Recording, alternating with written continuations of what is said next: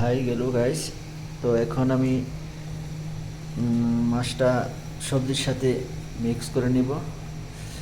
এখন আমি তেল ঢেলে দিলাম, পাত্রটি পরিমাণ মতো তেল দিলাম। তেলটা এখন গরম হচ্ছে। তো মেবি 1 মিনিট 2 মিনিট টাইম দিনে 2 মিনিট টাইম দিতে হবে। দেওয়ার পরে তেলটা গরম হওয়ার সাথে গরম হলে তারপরে আমি এখন তেল গরম হয়ে যাচ্ছে। গরম হওয়ার পরে আমি আমি তেলের তেলটা গরম হওয়ার পরে আমি পেঁয়াজটা দিয়ে দেবো। এখন আমি পেঁয়াজটা দিয়ে দিলাম। পেঁয়াজটা ঢেলে দিলাম পাতিলেতে। এখন আমি পেঁয়াজটা ঢেলে দিচ্ছি। তো পেঁয়াজটা ঢেলে দেওয়ার পরে কী হবে, পেঁয়াজটাকে আমি ভালোভাবে আলতোভাবে মিক্স করে নেব। এখন আমি পেঁয়াজটা ঢেলে দিলাম। পেঁয়াজটা ঢেলে দিয়ে তেলের সাথে একটু নেড়ে চেড়ে নিব। আমি যখন আমি একটু নেড়ে চেড়ে নিচ্ছি, তখন নেড়ে নেড়ে ভালোভাবে তেলের সাথে মিক্স করবো। পেঁয়াজটাকে ভালোভাবে নেড়ে নেবে, আমি মিক্স করে নেব। এখন মিক্স করে নিলাম তেলটার সাথে এনে পেঁয়াজটাকে তেলের সাথে মিক্স করে নেব। মিক্স করার পরে পরিমাণ মতো সল্ট আমি কি লবণ দিয়ে দিব। এখন হালকা পাতলা একটু লবণ দিব, সল্ট দিয়ে দিব।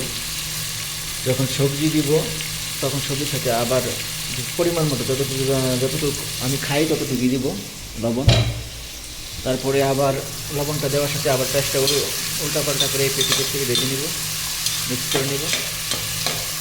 মিক্স করে নিচ্ছি, এখন মিক্স করে নেব।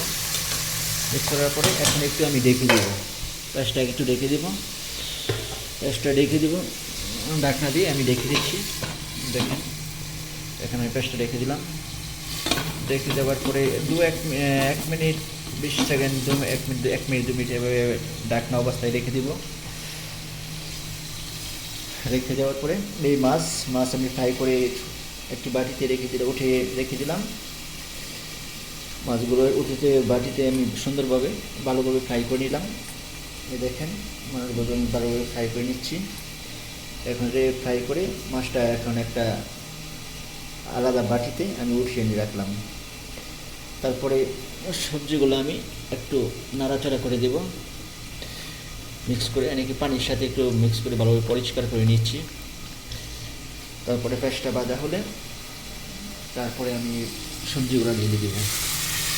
পেঁয়াজটা অলরেডি হয়ে যাচ্ছে, মিক্স হচ্ছে।